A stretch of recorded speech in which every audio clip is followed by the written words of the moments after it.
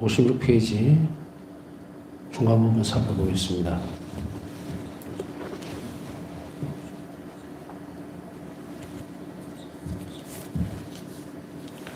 네, 지난 시간에 파스타 성자가 수용을 해서 자신의 임무를 수행하고 이와 연결된 다양한 어려움들이나 심지어 고통까지도 극복했던 것은 바로 이런 정신 안에서이다. 삶의 경험들 그리고 이런 것들을 받아들이고 그것을 감사드리는 것, 그래서 모든 좋은 일에 대해서 하나님께 돌려드리는 이런 일들. 그래서 이런 것들이 이제 점진적으로 쌓이게 되면 이제 우리에게 있어서 좋은 것은 전부 하나님에게서 왔다는, 그리고 그럴 수밖에 없다라고 하는 것을 확신하게 되고 발전시켜 나가죠. 그러니까 하나님만이 선하시다는 겁니다. 그래서 우리는 이 겸손이라고 하는 것이 바로 하나님에게서 온 것이라고 하는 거기 때문에 모든 좋은 일도 우리가 할 수 있는 것이 아니다라고 하는 거예요. 다른 이들을 위해서 살아낸다라고 하는 것 자체가 하나님에게서 우리에게 주시는 선물이라는 것을 알아들을 때 이제 겸손은 점점 자리를 잡게 되고 성장하게 된다는 그런 이야기입니다. 이런 겸손들이 자리를 잡기 위해서는 우리는 수없이 많은 도전을 겪게 됩니다. 시행착오도 하게 되고 또 어떤 때 이것이 맞는 것일까 혹은 이게 내 생각일까 혼재되가 있어요. 이제 우리가 삶을 살아가거나 논하면서 순간순간 판단해야 될 부분들이 참 많이 있기는 합니다. 어떤 건 비슷하기도 하고 어떤 건 완전히 다르기도 하고, 그래서 그 중간에 아주 애매한 어떤 경계선을 지을 때가 많이 있습니다. 그래서 자꾸 훈련해야 되고 익숙해져야 된다는 말이 그 말이거든요. 언젠가 그 어떤 책인가 기사에서 이런 대목을 본 것이 기억이 나는데, 세상에서 가장 힘든 일이 뭐냐면 운전이라고 그러더라고. 운전. 운전 아시죠? 운전이 가장 힘든 일이다. 그래서 이게 왜 힘들까? 다른 육체적으로는 노동이라든지 여러 가지 것들이 있잖아요. 근데 그거하고 비교할 수 없을 만큼 글쎄 이런 생각이 드는 거예요. 극한 직업이라고 하는 다큐멘터리를 본 적이 있는데 정말 상상할 수도 없는 그런 어려운 그런 일들을 하는 걸 봤어요. 그런데 이것을 왜 운전이 가장 극한 직업이냐라고 하니까 지금 정확하게 기억은 나지는 않는데 이 운전을 하는 동안에 이 뇌가 2초인가 3초 만에 한 번씩 판단을 해야 된대요. 그러니까 이게 얼마나 고된 일인지 모른다는 거죠. 끊임없이 계속 운전이 끝날 때까지는 이 뇌가 2초 내지 3초마다 판단을 계속 해야 된다는 거니까 정말로 이거는 극한 일이에요. 운전한다는 것이. 우리가 이제 몸으로 이렇게 하는 그런 노동이라든지 이런 거 보면 그 정말 어떤 긴장 관계에 물론 있을 수는 있겠죠. 그죠? 그런데 어떤 상황에 봤을 때에 뭔가를 이렇게 판단을 하고 이러는 것이 그렇게 길지는 않거든요. 그러니까 1시간을 고속도로를 운전한다면은 이거는 수만 번의 판단을 해야 된다는 거예요. 그 정도로 이제 도로라는 게 운전들을 해보거나 아니면 우리는 뭐 버스를 타든 어쨌든 간에 교통수단을 이용한 경험들이 다 있잖아요. 뭐 경운기를 타든 어쨌든 간에. 그러면 한순간도 1cm만 앞에 나가도 상황이 달라지는 거예요. 이제 그런 이야기입니다. 우리 인생도 마찬가지고 이 겸손의 특성에 대해서 얘기를 하고 있는데 수없이 많은 도전이라든지 갈등, 내적 갈등, 판단 이런 것이 굉장히 많아질 수 있다는 이야기예요. 그래서 어떤 것이 정말 옳은 것인가 또 어떤 것이 내 것이 아닌 하나님의 것인가 이걸 식별해내는 것은 굉장히 어려운 작업이지만 그러나 그렇게 걱정할 필요는 없다. 왜냐하면 하나님 은총이 뭐라 그랬습니까? 겸손을 위해서 노력하고 묵상하고 생각하고 또 실천을 하려고 하는 사람에게 있어서는 너무나 큰 빛이 그 영혼에게 비치게 돼 있어요. 그렇기 때문에 우리는 어쩌면은 아까 운전에 대해서 말씀드렸지만 겸손의 특성을 쌓아가거나 혹은 사람과의 관계들 이런 걸 할 때에 이런 부분들이 판단을 많이 해야 될 때도 있겠지만 운전은 대신해 줄 수 있는 게 없잖아요. 물론 언젠가는 기계가 대신할 수는 있겠지만 그러나 이 겸손의 특성 이걸 닦아내는 데 있어서는 남이 해줄 수 있는 것이 아무것도 없다. 본인이 다 해야 되는데 그러나 여기에서 한 가지 플러스적인 가장 큰 것이 뭐냐면 하나님 은총이 계속 따라온다는 거예요. 그래서 이런 부분들을 계속해서 연습해 나가는 우리 의지가 굉장히 중요하다는 것을 염두에 두고 그러면 너무 어렵지 않느냐. 그러면 이제 사람들하고 대화를 하거나 면담이라기보다는 그냥 대화를 하다 보면은 지금 이런 경우는 어때요? 저런 경우 피정할 때도 그렇고 질문을 하거든요. 이게 제가 틀린 말일까요? 틀린 생각일까요? 뭐 어쩌가요? 어쩌가. 밤 새워서 얘기를 하는데도 끝이 없어요. 평생을. 그만큼 우리가 판단해야 될 기준들도 다르고 많지만, 그러나 나중에는 포괄적으로 이렇게 연결되니까 그건 그렇게 걱정할 필요는 없다는 이야기입니다. 그래서 바울사 성령은 모든 선한 일을 어떠한 대가도 바라지 않고 오직 하나님을 위해서만 수행을 했다. 이게 이냐시오 롤라 성령의 첫 번째 단계 겸손이에요. 어떤 대가도 바라지 않는 것, 모든 선한 일을, 그리고 오직 그 동기가 하느님에게만 있을 것, 이런 거예요. 그러니까 그 일을 하는, 겸손한 그 일을 하는데, 수행하는 데 있어서, 또 선한 일을 하는 데 있어서 오직 하느님만을 위해서라는, 또 하느님 때문에 그 일을 한다는, 이걸 뭐라 표현했습니까? 모든 일에 가치를 두는 것은 하나님께 대한 사랑이다. 그 동기가 되어야 된다. 그러면 어떤 작은 일도 엄청난 가치를 지니게 된다. 이렇게 말씀드렸죠? 기억나세요? 그래서 모든 선한 일을 어떤 대가도 바라지 않고 한다는 것은 나는 괜찮아요. 그 정도면 됐습니다. 나는 할 일을 했을 뿐이에요. 라고 하지만 그걸로 끝나면 안 되죠. 뭔가를 바라지 않고 원하지 않았다 하더라도 내가 무엇 때문에 그걸 바라지 않는가를 분명히 인식해야 된다는 얘기예요. 그래서 우리가 예수님께서 그걸 원하시기 때문에 예수님에 대한 사랑 때문에 내가 그 일을 한다는 것을 완전하게 확실하게 가지고 있어야 돼요. 이렇게 또렷한 규칙이나 규정을 가지고서 움직이질 않으면 철철철 흘러버립니다. 흘려버려요. 그래서 이게 단단하게 잘 고정이 되질 않고 그냥 선심 써듯이 되어버리는 거예요. 이거 덕행을 닦아내가는 데 있어서 아주 불필요한 행동이에요. 내가 의식을 분명하게 하는 것, 그리고 확실하게 그 선을 인지하는 것은 대단히 중요하다는 것을 우리가 알아듣는다면 우리 행동의 가치와 생각, 이것이 오직 하나님께 감사드릴 수 있는 다음 단계로 넘어갈 수가 있어요. 그렇지 않고 여기서 허지부지 해버리면 그냥 착한 일 행동 끝나요 또. 그렇기 때문에 아닙니다, 괜찮습니다라고 하지만 우리 영혼 안에서는 어떤 답변을 하나님께 드려야 되냐면 주님께 대한 사랑 때문에 제가 그 일을 했습니다. 오늘 감사드립니다. 주님께서 그것을 하도록 나를 이끌어 주셨습니다. 이렇게 결론이 되어져야 이게 겸손의 특성으로 자리를 잡는다는 이야기예요. 옛날에 그 말씀도 드렸지만 이제 여러분들이 어떤 때는 그런 경우에도 있죠. 무슨 일을 하려고 하는데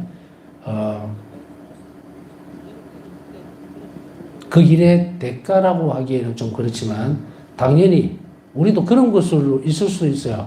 하나님 일을 하는 사람은 당연히 제자들 파견하실 때에 그 집에 대접해 주는 것을 먹고 자고 이렇게 해라 이런 부분은 있습니다. 그러나 서로 먼저 요구할 수는 없어요.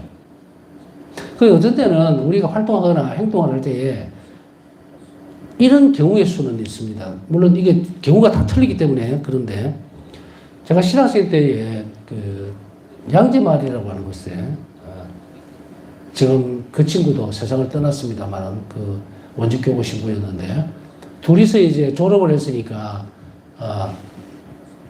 실습이랄까요? 체험을 하기 위해서 군대 가기 전에 그곳을 삼랑진에 있는 곳에 갔어요. 근데 그곳에 갔을 때 아무것도 안 가져갔습니다. 옷만 이렇게 몇 가지 챙겨서 갔는데 어떤 마음이냐면 선배들이 그 이야기를 하는 거예요.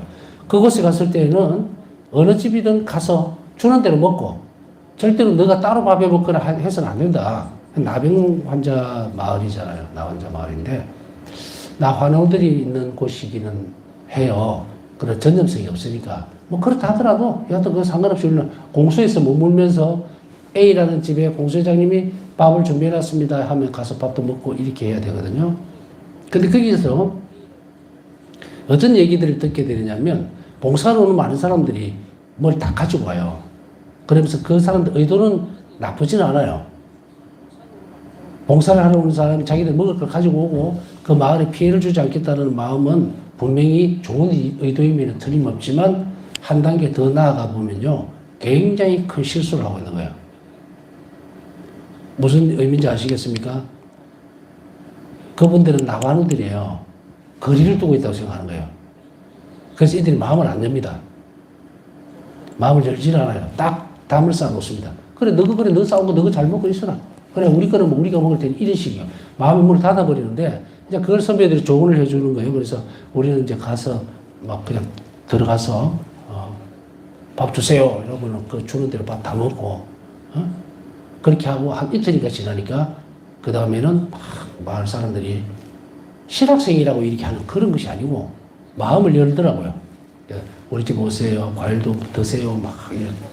그래서 한 일주일 정도로 기억을 하는데, 그때 굉장히 중요한 경험을 했어요.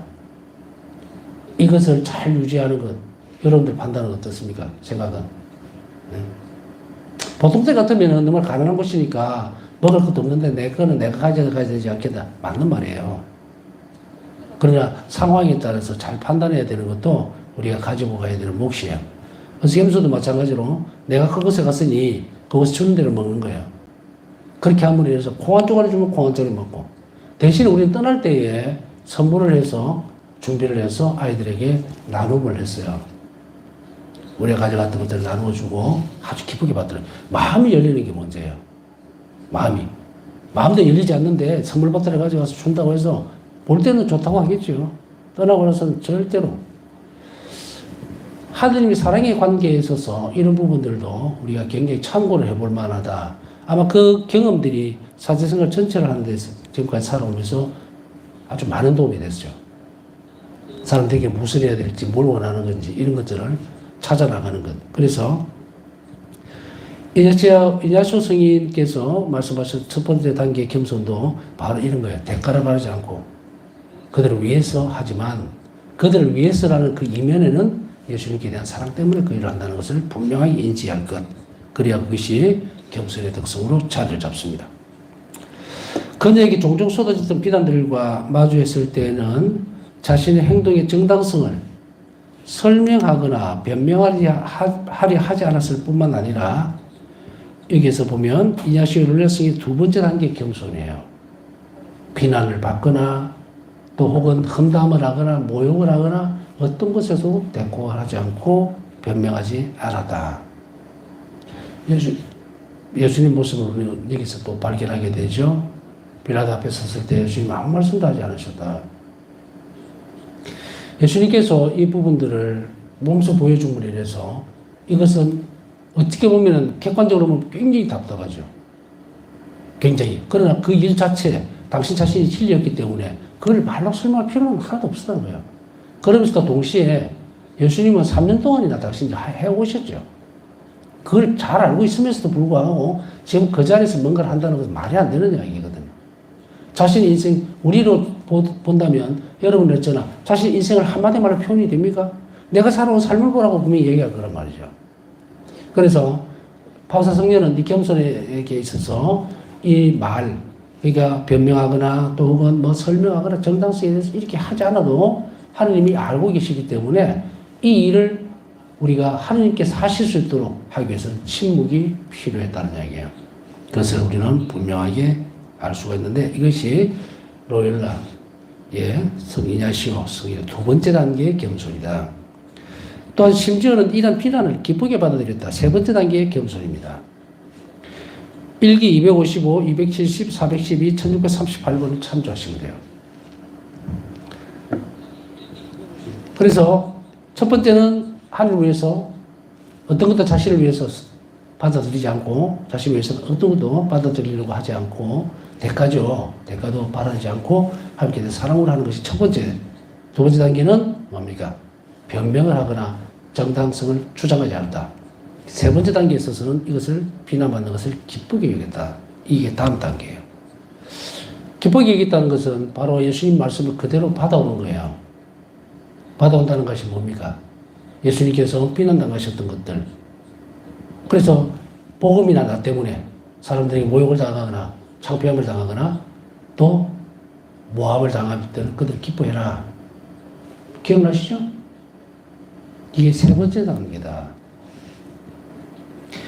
자, 겸손은 이렇게 쌓아감으로 인해서 점진적으로 하느님께서 우리 안에 쏟아부어 주시는 은총도 무한하게 늘어날 뿐더러 이 은총의 끝자리에서 무엇이 드러납니까? 예수님이 직접 우리 안에서 사실 수 있다. 그리고 우리가 예수님으로 될 수 있다. 이 부분입니다. 자, 이런 식으로 그녀는 그리스도의 겸손을 닮으면서 그분의 가장 충실한 이미지가 될 수 있었다. 이제 모습이 될 수가 있다는 거예요. 참조는 1기 1503번.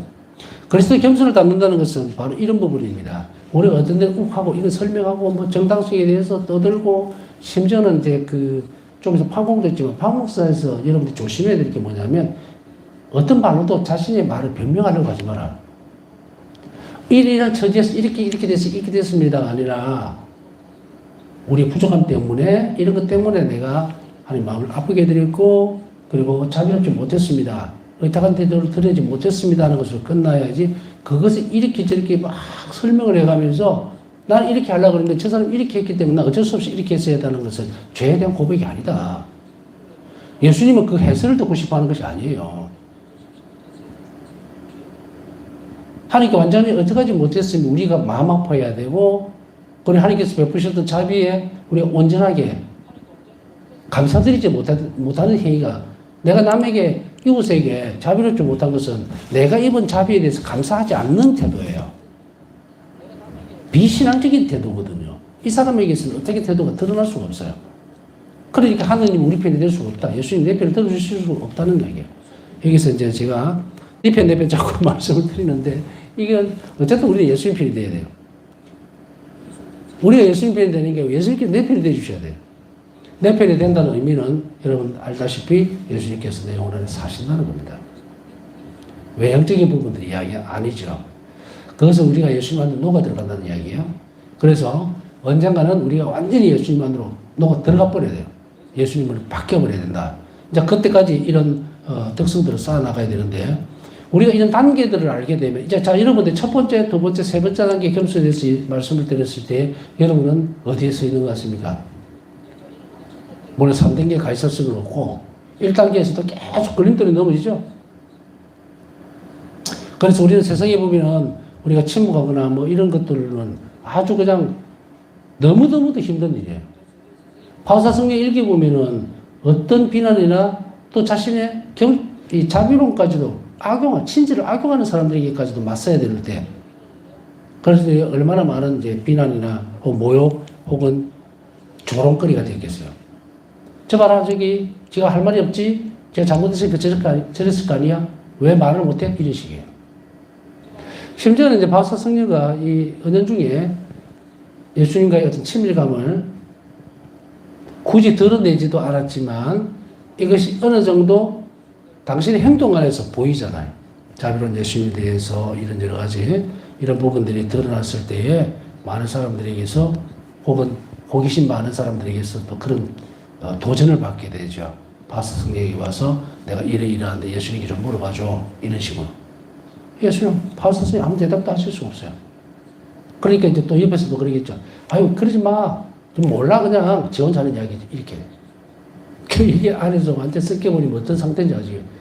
그러나 바울사 성령은 이러한 것들이 악의 도전이라는 걸 알고 계셨기 때문에 일절 발설하지 않고 항상 내면적인 문제는 예수님과 성체 앞에서만 말씀을 나누었다는 것을 우리는 잘 알아들어야 됩니다.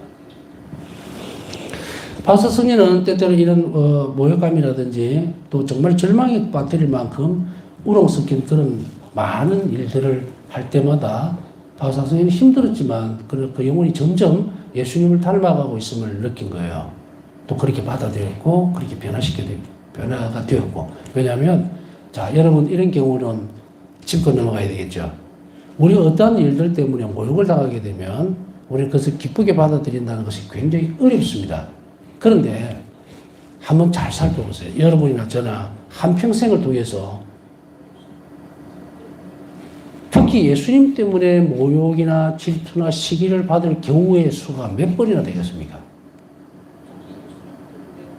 또 그것이 아니라더라도 때놓고 세상을 살아가면서 내가 항상 비난받고 질투시키는 어떤 시선을 받고 그리고 모욕을 당하고 하는 그런 경우의 수가 얼마나 되겠느냐는 얘기예요.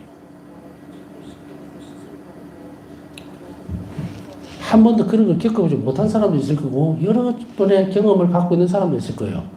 그래서 이 사람들이 무엇을 놓치고 있느냐 하면 모욕을 당하거나 혹은 어떤 그런 상황에 억울한 일이 당하거나 이렇게 몰려있을 때에 팔자 타령을 하죠. 나는 왜 이렇지?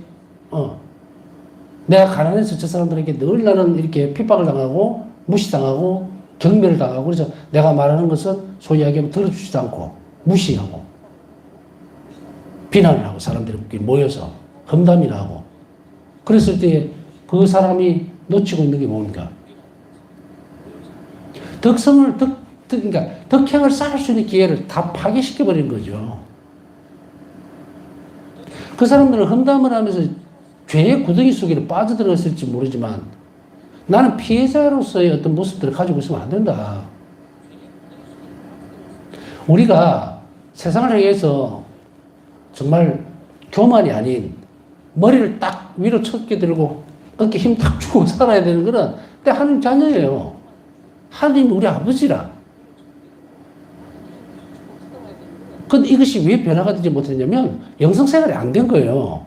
이런 경우는 어떻게 제대로 배웠다면은 자비신심을 알고 있다면 이것을 통해서 하느님이 나를 양성을 하고 있다는 것을 빨리 알아채려야죠. 그래서 우리는 이것을 가지고서 아이고 예수님 내가 오늘 억울한 일을 당했는데 이 억울함을 풀어주세요가 아니라 이런 경우를 주님께서는 이 땅에서 사시면서 당하셨고 그리고 그것을 우리가 닮을 수 있는 훌륭한 모습으로 바꿔놓으셨습니다. 그러니 나도 그것을 닮을 수 있게 해 주십시오라고 하면 덕성은 자라는 것이고 모욕이었다 생각했던 그 뒤에 있는 하나님께서 마련해 주셨던 선한 선물은 나에게 들어오는 거예요. 이게 의탁의 제도를 키워나가는 방법입니다. 그렇게 하지 못하면 우리는 의탁할 수 없죠. 자, 이제 우리의 삶을 여러분들은 잘 걸러내야 됩니다. 우리 가운데 누군가는 평생을 어떻게 혼자 굉장히 많은 어떤 없이 보이고 이런 그런 늘어져 있는 그런 상황 속에서 허우적허우적 하는 사람도 많아요. 보통 보면은 이거 신앙적인 관계를 옮겨오지 않으면은 제가 소년원 이야기들 소년원이라기보다는 소년원 직전에 이제 대안학교 같은 곳이죠. 근데 그 대안학교라고는 하지만 사실은 소년원 전 단계에 있는 거기 때문에 거의 교도소, 중교도소예요. 그곳에 있는 아이들이 대부분 가지고 있는 것이 피해의식입니다. 나는 부모를 잘못 만나서 혹은 나는 이렇게 해서 저렇게 해서 저렇게 이러고 친구를 잘못 만나서 뭘 못했어 그래 들어보면 전부 다 비난받고 하고 어쩌고저쩌고 그래서 화가 나서 이렇게 이제 범죄가 저질러지는. 이제 점진적으로 이 아이들에게 어떤 살아내는 방식들 하나님을 알게 되고 예수님 어떻게 하셨고 이렇게 해야만 네 삶이 복스러워질 거다. 쉽게 얘기하면 행복해질 거다라고 얘기하면 고개를 갸우뚱갸우뚱하죠. 얘들 가운데는 폭력적으로 모든 일을 해결했던 아이들도 있는데 아니 영혼이 다 파괴가 된 거예요. 거의 무너져 있다. 파괴가 됐다는 것이 영혼이 이리 찌그러지고 이런 게 아니라 안에 내면적 상태를 이야기하는 거예요. 우리는 똑같은 경우의 수는 나누지만 이 아이들이 이런 것을 가지고 있을 때 그것을 신앙적 관계에서 잘 맺어주고 이것이 나에게 큰 의미 있는 것이었고 이것 뒤에 우리가 늘 아이들에게 있어서 보면 그냥 선악 이래 돼 있어요. 악한 거는 계속 악한 거야. 이거 바뀔 수 있는 가능성은 전혀 하나님 모르니까. 그러나 하나님께서 무엇을 하셨는지 또 우리가 선하려면 또 그리고 우리가 하나님 마음에 드는 우리 행복한 사람들 이렇게 살아야 된다고 하면 새로운 길이 이제 열린 거예요. 자, 우리도 이러한 부분들을 어떻게 결속시켜 나가고 엮어 나가고 확인해 나가느냐는 정말 놀라운 일인 중요한 부분인데 여기서 바울사 성령은 당신 자신이 얼마나 억울한 일을 당하고 모함을 당하고 했다 하더라도 단 한 번도 입을 열지 않아서 그 딱 모습 속에서 무엇이 발견됩니까? 예수님의 모습이 보이죠. 순환 때. 침묵 가운데 절대 입을 열지 않으셨던 바로 이 모습이 바로 하나님께 완전히 의탁하는 태도였다는 거예요. 우리 스스로가 입으로 변명을 하거나 만들어내거나 그거 갖고요. 이 인생은 단 1분이라도 1초라도 변화시킬 수가 없어요. 우리가. 그걸 하지 않는다는 것은 내가 어떤 것으로도 그 상황을 바꿔놓을 수 없는 사람이기 때문에, 존재이기 때문이라는 것을 하나님 앞에 드러내면 원칙은 우리 안으로 쑥 들어와버리는 거예요. 그리고 그 상황이 종결되죠. 바뀐다. 자, 이런 식으로 바울사 성경은 그리스도 겸손을 닮으면서 그분의 가장 충실한 이미지가 될 수 있어요. 변화가 됐다. 같이 하나가 되고. 바울사 성경가 말했던 것처럼 오로지 이러한 겸손을 통해서 우리는 하나님께 기쁨을 드리고, 참조 1기 270번, 그분과 가장 깊이 결합하며 참조 1기 1306번, 이 튼튼한 길 속으로 다른 사람에게 봉사할 수 있었다. 의탁의 깊이가 깊어질수록 우리는 이웃에게 자비를 베풀 수 있는 그러한 통로가 넓어집니다. 하느님과 일치된 데서 움직일 때에 그 자비는 완전히 하느님의 것을 돼요. 자, 이게 무슨 말인가? 내가 의탁이 이제 20이라는 수치로 만들어내면요, 20이라는 사람, 이제 의탁의 숫자를 가지고 있는 사람이 자비를 베풀 때는 요 20만큼 하느님이 움직일 수밖에 없어요. 근데 그 내 태도가 100이라면, 의탁의 태도가 100이라면, 이웃에게 베푸는 자비는 아무리 작은 것이라도 이 100이 흘러가는 거예요. 예수님이 100이라는 숫자로 그대로 통과를 해서 그들에게, 자, 파괴력이 얼마나 크겠습니까? 상상할 수도 없는 은총이 흘러 들어가는 거예요. 그러니 얼마나 우리가 놀라운 그런 자리로 초대를 받았는가. 인간이 무엇이기에 이 의탁의 태도가 없이는 이런 일들을 상상할 수도 없어요. 지금까지 우리가 모든 것을 봤을 때는 어떻게 기도해야 될까, 어떻게 청하면 것이 이웃에게 뭔가를 해주고 그 사람을 변화시킬 수 있는 것인가를 많이 고민해 왔죠. 그러나 탈탈 털어봐도 아무것도 없어. 온 마음을 다하는데도 마음을 다하는 게 뭔지도 모르고, 정성을 다하는데도 그 정성이 뭔지도 모르고, 이제 확실하게 드러났죠. 의탁의 태도예요. 내가 하나님께 의탁할수록 상대는 완전히 바꿔버릴 수도 있다.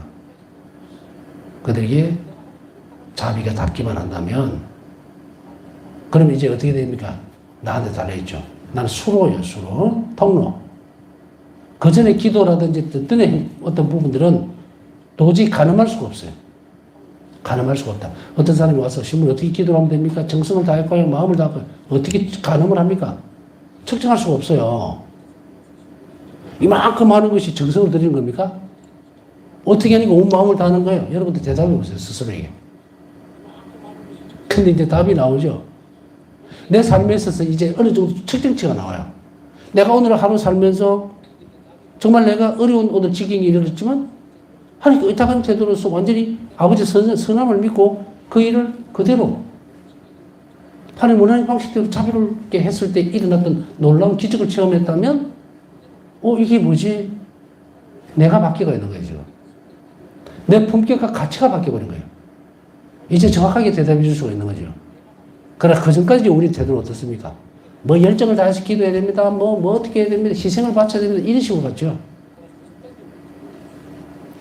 가늠할 수도 없고 측정할 수도 없는 방법들이 아니고, 이제는 가장 명확하고 뚜렷한 방법, 모두에게 주어질 수 있는 방법들을 확실하게 감추어짐 없이 예수님을 우리에게 드러내면서 가르쳐 준다면, 또 가르치고 있고, 얼마나 놀라운 일이 우리 안에서 일어나겠는가. 그 가운데 그 은총의 시간 안에 우리가 지금 들어와 있다는 것을 우리는 분명하게 인식하고 감사드려야 돼요. 자, 그 다음에 두 번째 장으로 넘어갑니다. 하나님께 무한히 의탁함. 겸손은 하나님께 의탁하도록 이끈다. 다르게 말하면 겸손의 열매는 그분을 신뢰하는 자세다. 겸손의 열매는 그분을 신뢰하는 자세다라는 말은 활동이라는 이야기예요. 그분을 신뢰라는 것은 상대방 믿음에 대한, 상대방에 대한 우리의 표현이거든요. 의적 행위예요. 행동이란 말이에요. 드러나는 것이고 확인할 수 있는 겁니다. 이게 신뢰입니다. 신뢰 태도예요. 이것이 바로 신뢰의 자세고 겸손의 열매가 바로 이렇게 드러나야 된다. 그래서 겸손한 사람일수록 신뢰 태도를 확실하게 드러낼 때, 저 사람 겸손해. 이게 숙명이라고 그랬잖아요. 그때 어떤 일들에 부딪혔을 때에 이 사람이 겸손한 사람이라는 것은 신뢰로 드러나야 되기 때문에 그 사람이 순명한 사람인지 어떤 것인지는 확실히 잘 봐야 된다. 그러나 의탁의 역동적 측면, 예를 들어서 의탁의 발전 과정이에요. 우리가 하느님을 사랑할수록 사랑이 드러나야 돼요. 우리가 거짓말쟁이인지 아닌지는 스스로에게 가만히, 우리 스스로도 우리가 속일 수가 있어요. 가만히 한번 들어보라. 나는 하나님을 사랑합니다라고 하면서 이웃 형제들에게 불편하게 만들고 자비롭지 못하다면 그 사람은 거짓말쟁이입니다. 분명히 얘기하고 있죠. 그러면은 우리가 한 번씩 제가 이런 질문 던지거든요. 하나님, 예수님 사랑합니까? 하나님 사랑합니까? 아니면 대답은 잘해요. 예, 예. 어떻게 사랑합니까? 물으면 하나도 몰라요. 이상하죠, 그죠? 우리 대답은 앞으로 바뀌어야 돼요. 하나님 사랑합니까? 라고, 예. 그러면 우리는 어떻게 사랑합니까? 나 하나님 뭐 하는 선하시 못하고 이웃에게 늘 자비로 태도로서 하나님을 사랑한다는 걸 드러냅니다. 정답. 이 말 저 말 이 말이 해가지고 답도 모르고 자기도 모르고 뭐. 그게 사랑인지 뭔지도 모르면서 사랑한다고 입으로 거짓말을 하지 말아야 한다. 진실된 대답은 하나님께 의탁하고 있는지 이웃에게 자비로운지를 그걸 근간으로 해서 하나님을 사랑합니다라는 고백이 나와야 돼요. 그렇지 않으면은 눈 뻔히도 못해가지고 거짓말하고 있는 거예요.